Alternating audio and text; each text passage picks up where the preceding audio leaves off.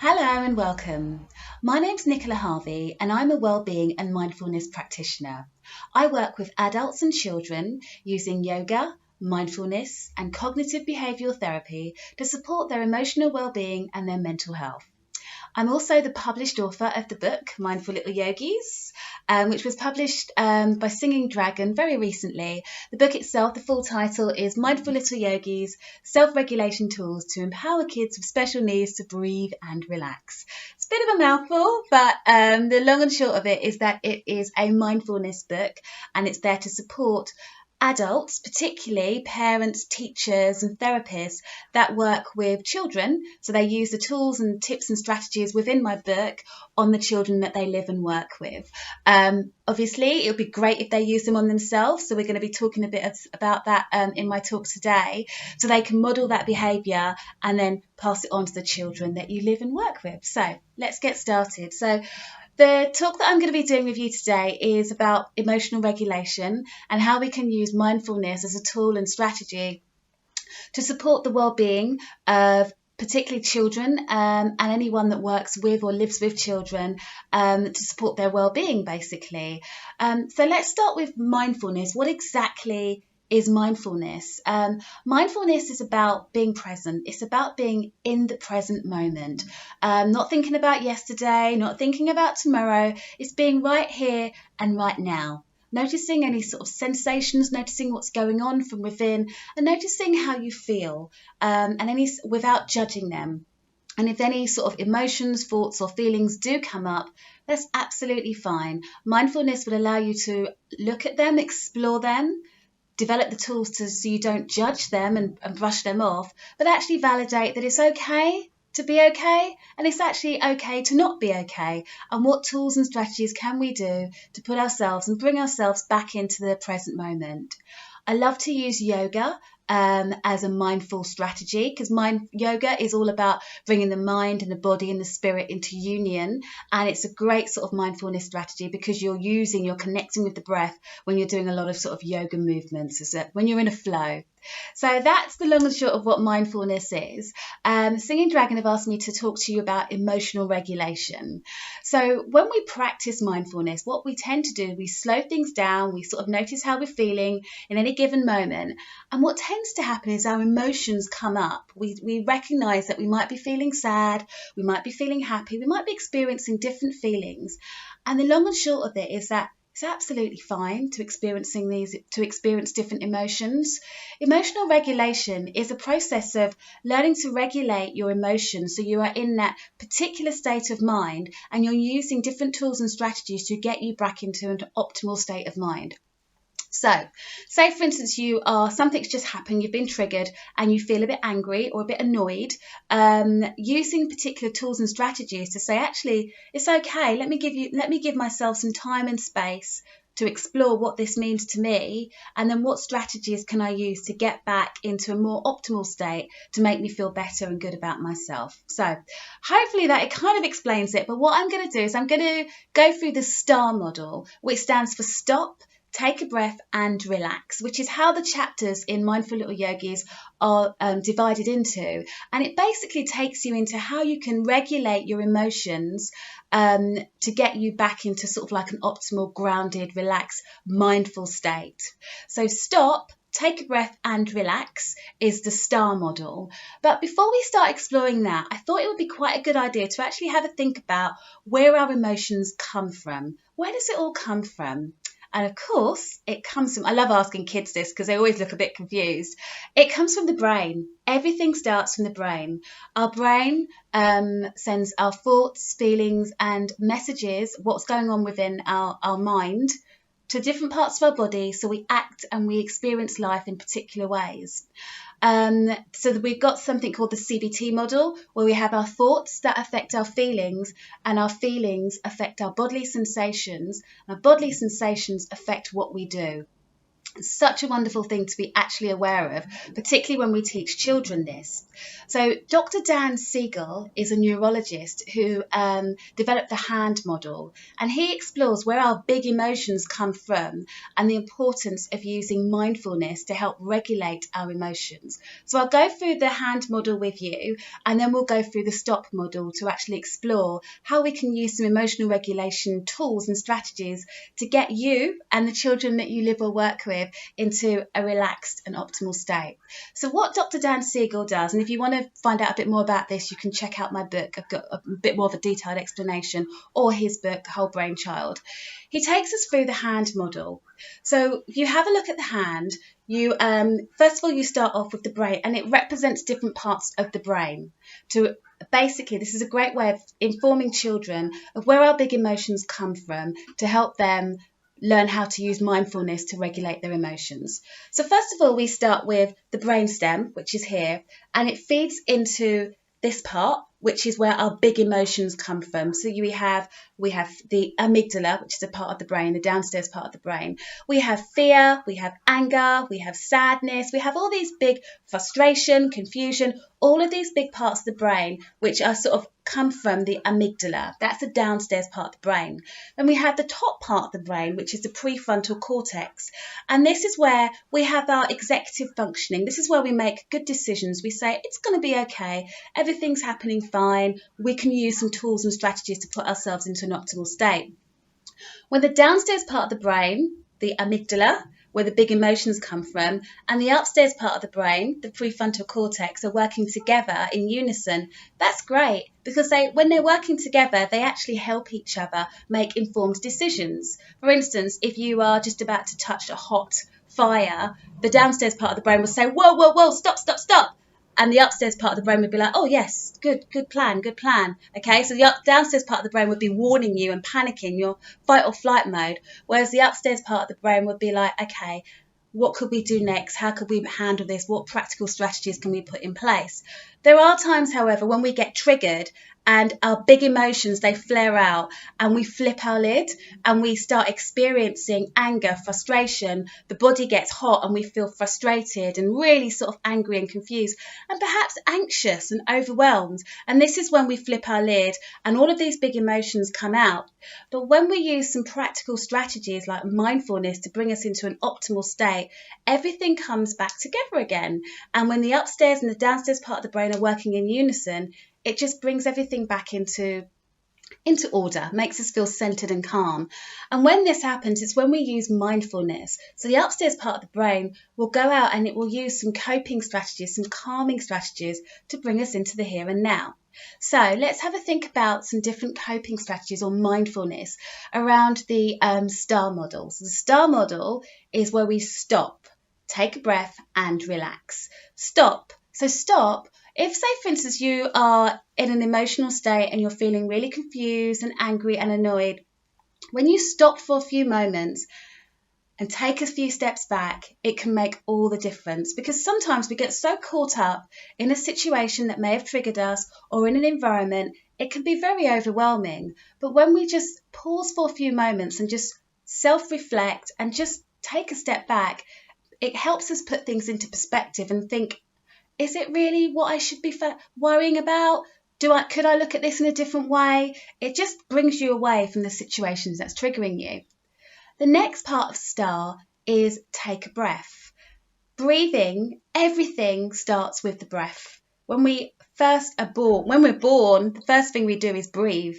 And when we pass away, it's the last thing we do. Everything starts with the breath. And mindfulness, the core of mindfulness, is the breath. So when you ask a child or if you tell a person, oh, just take a deep breath, it can be a little bit annoying. But when we use practical tools and strategies to help us breathe, and we do it in a fun and creative way, it makes all the difference. So why is breathing important? Deep breathing, particularly diaphragmic breathing, we breathe from down here, from our belly breathing, it helps us slow everything down. It ignites the parasympathetic nervous system and it really brings us into the here and now. You find that when if you notice a baby breathing, they're breathing from their belly. But as we get older, when we get the to-do lists and we start having lots of different things to do, we start breathing from up here. We start doing shallow breathing. And when you're breathing shallow, it can make you feel anxious and make you feel panicked. But when you learn to do some deep breathing, some mindful, calming, deep breathing, it slows everything down, makes you feel calm, and the parasympathetic nervous system works in unison with the brain to just bring you into the here and now and make informed decisions. So within my book, I've got loads and loads of breathing strategies to just bring you into the here and now. We're going to practice a couple. So first of all, I would say the Hoberman sphere is a lovely one to use. This is it. And I'm going to ask you to breathe in sync with the Hoberman sphere. Okay, so we're going to take a nice deep breath in and out. Deep breath in and out. Deep breath in and out. Lovely. And you'll find that if you keep practicing that over and over again, it just brings things a lot more calmer. There's also things like blowing bubbles, which is quite fun, particularly for children. Always really good fun.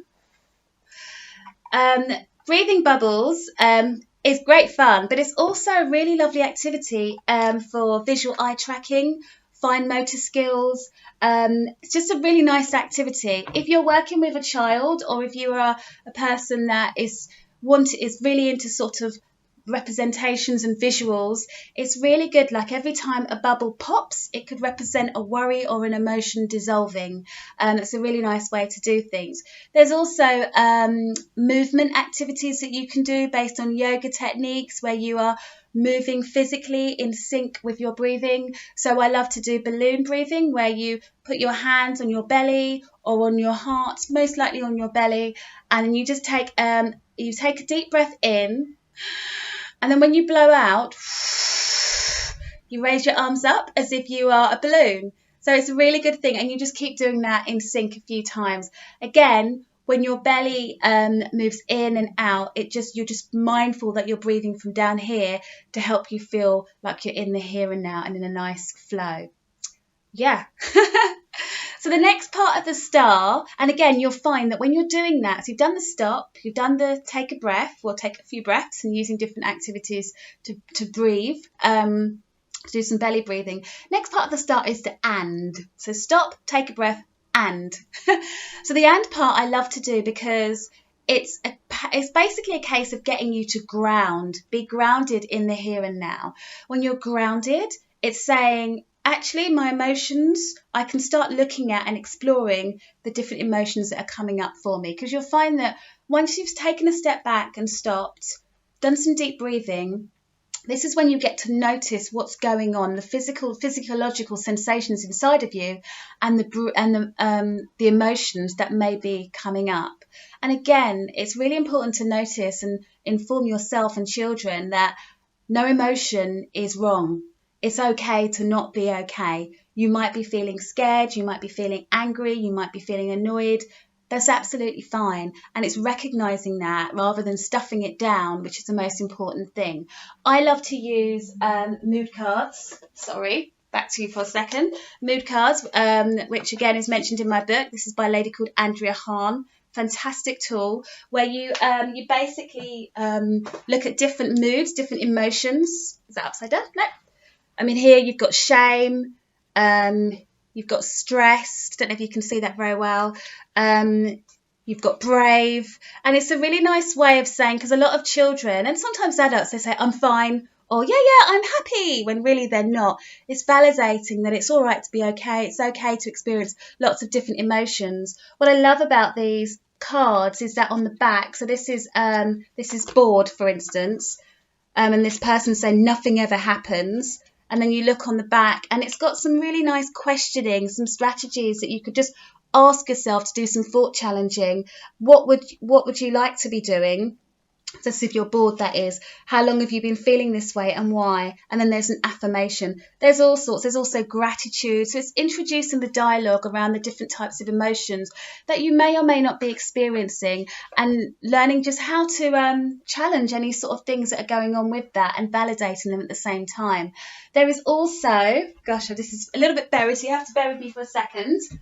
The zones of regulation, which is a wonderful activity, particularly for children with special educational needs, because the zones, if you have a different emotion, it represents a different colour, and representation for emotions is wonderful. And this could be seen like a phonometer. So you have the blue zone, where you have these different emotions, where you could be sad, you could be bored, you could be tired, you could be all sorts of different things. You could have the green zone, which is obviously the optimal state, which is where you're happy, you're calm, you're ready to learn, you're focused.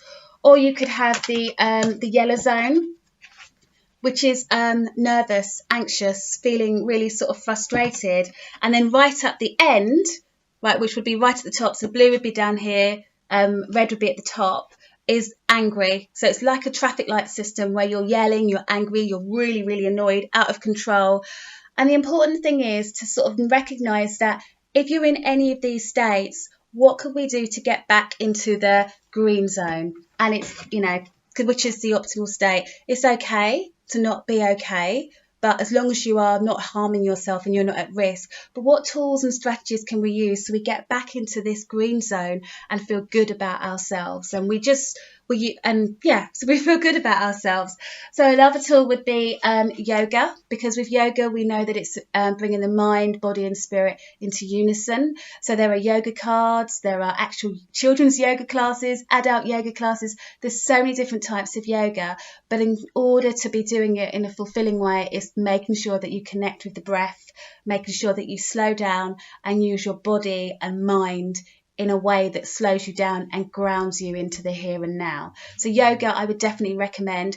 If you are at home and you're with a child, or if you're on your own, you're thinking you're not really sure where to start, YouTube has loads of yoga videos and will help you regulate your emotions, or even yoga cards. The yoga pretzels is a really lovely one that I like to use because it's got stories and different activities.